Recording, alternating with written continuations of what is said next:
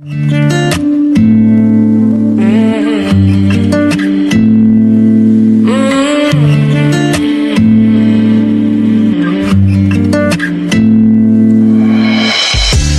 friends since 1995. Growing up, same street, you, me, my ride or die.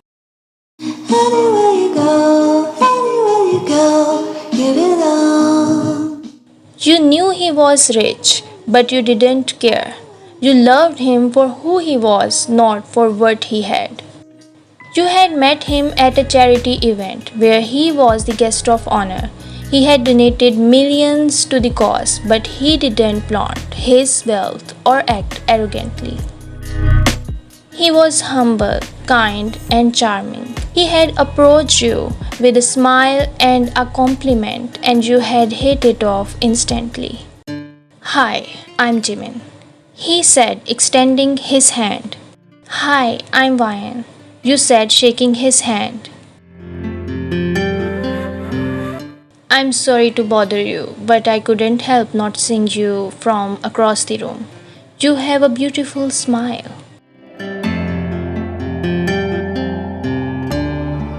Thank you. That's very sweet of you to say, you said, blushing.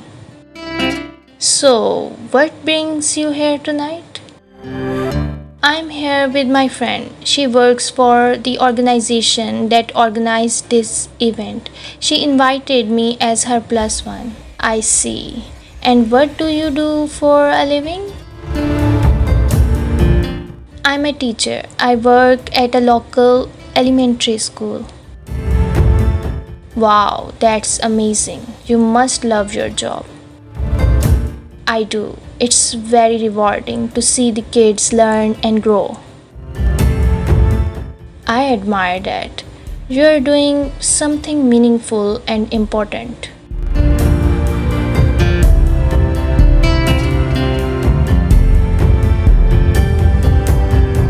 Thank you. And what about you? What do you do?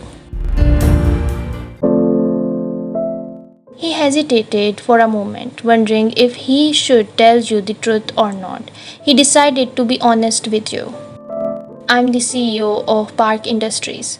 We are a multinational corporation that deals with various sectors like technology, energy, and entertainment. You guessed, recognizing the name of one of the most powerful and influential companies in the world. Wow, that's impressive. You must be very busy and successful.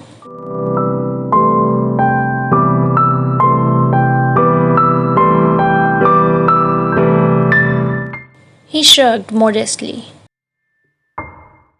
I guess so, but it's not as fulfilling as you might think. It can be very stressful and lonely sometimes. You looked at him with sympathy and curiosity. Why do you say that? He sighed and looked into your eyes. Because I don't have anyone to share it with. Someone who would love me for me, not for my money or my status. You felt a pang of emotion in your chest. You felt drawn to him and wanted to comfort him. You reached out and touched his arm gently. I'm sorry to hear that. You seem like a wonderful person. You deserve to be happy. He smiled and squeezed your hand.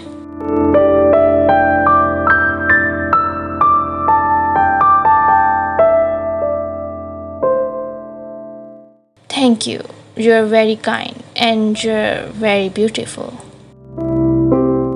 You smiled back and felt a spark between you both.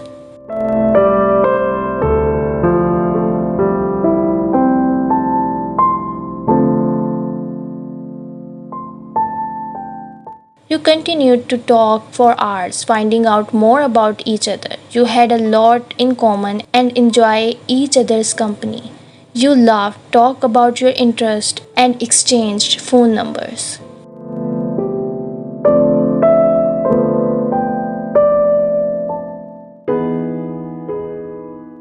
You dated for 6 months and he proposed to you on a romantic trip to Paris.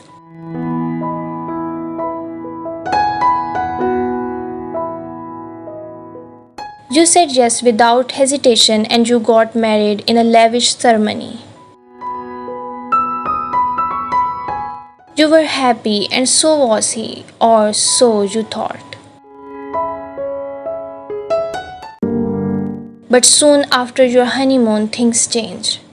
He became distant, cold, and suspicious. He started working longer hours and spending less time with you. He accused you of being a gold digger and of cheating on him with other men. He said he regretted marrying you and that he wanted a divorce. You were shocked and hurt. You tried to explain to him that you loved him and that you had never been unfaithful to him. You begged him to give your marriage a chance and to trust you, but he wouldn't listen. He said he had proof that you were lying to him and that he had hired a private investigator to follow you. He showed you the photos that the investigator had taken. They showed you with another man, holding hands, hugging and laughing. You recognized the man as your friend who had met you a month ago after a long time. You told him the truth and showed him your high school friends' group photos. But he didn't believe you. He said you were making up stories and that he had seen enough.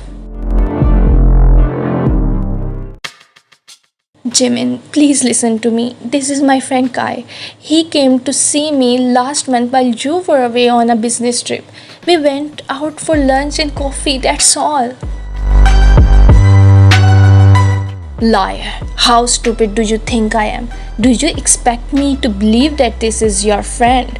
Look at how close you are. Look at how happy you are. You are clearly having an affair with him.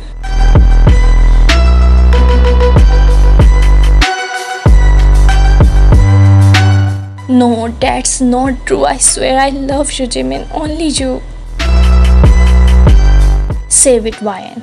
I don't want to hear your lies anymore. You don't love me. You never loved me. You only married me for my money. That's not true. I married you because I love you. Money doesn't matter to me. You matter to me.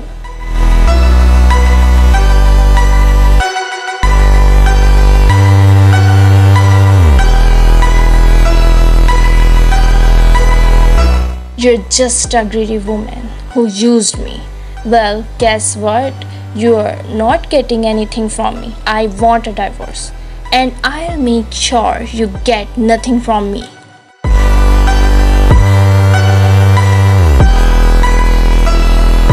No, Jimin, please don't do this. Please don't leave me. We can work this out.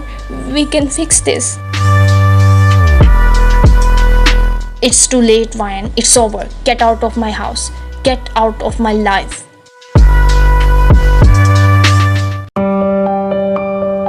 He threw you out of his mansion and told you to never come back. He said he would file for divorce as soon as possible and that he would make sure you got nothing from him. He said he hated you and that he wished he had never met you. You left in tears, feeling broken and betrayed. You didn't know what to do or where to go. You had given up everything for him and now you had nothing left.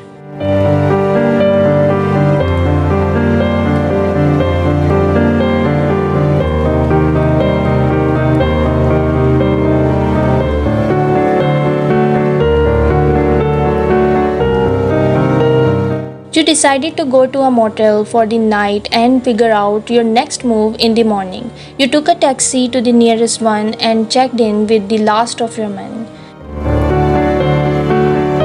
You went to your room and collapsed on the bed. You cried yourself to sleep, hoping it was all a bad dream. But it wasn't.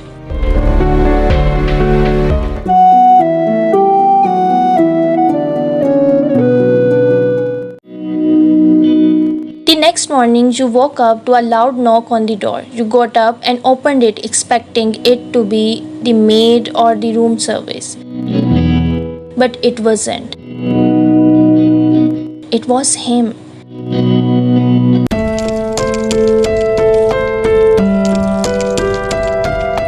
He stood there in front of you, looking pale and remorseful. He had bags under his eyes and his hair was messy. He looked like he hadn't slept at all. He said your name softly and reached out his hand to touch your face. You slapped it away and glared at him. What are you doing here? I'm sorry. I'm so sorry. Sorry for what? For breaking my heart? For ruining my life? For throwing me away like trash? No, for not trusting you, for not believing you, for being an idiot.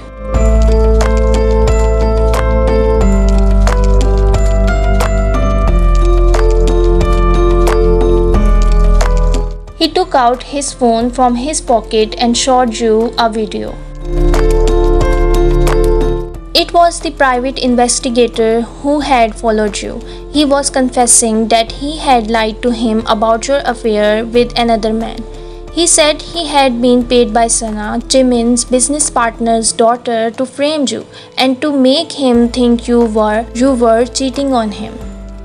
He said Sana wants to marry Jimin, so that's why she wanted to destroy your marriage. He said he felt guilty about what he had done and that he wanted to tell him the truth. He apologized for his mistake and begged for his forgiveness. He looked at you with tears in his eyes.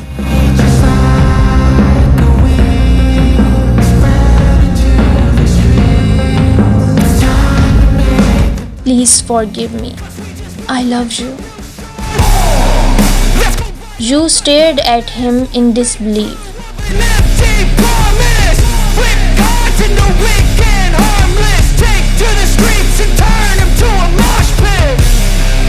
He moved closer to you and wrapped his arms around you. Please don't leave me. I need you. But could you trust him again? Could you start over? Could you be happy? You didn't know. But you wanted to try. You hugged him back and buried your face in his chest. I love you too. He kissed you passionately. You reconnected on a physical and emotional level and felt your bond grow stronger.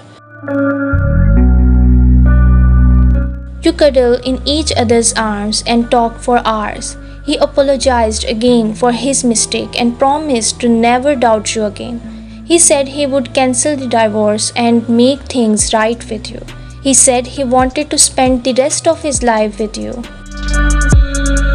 You forgave him and thanked him for coming back to you. You said you were willing to give your marriage another chance and to work on your issue. You said you wanted to be with him forever.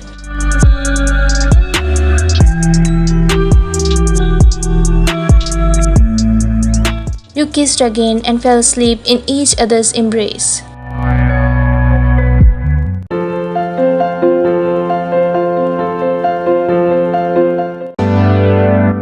You woke up the next morning feeling happy and hopeful. You checked out of the motel and went back to your mansion. Both of you packed your bags and decided to go on a second honeymoon.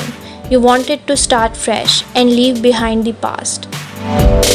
You boarded a private jet and flew to a tropical island. You checked into a luxurious resort and enjoyed your time together. You swam in the ocean, walked on the beach, ate exotic food, watched the sunset. You were were happy, you were in love, you were together, and you lived happily ever after.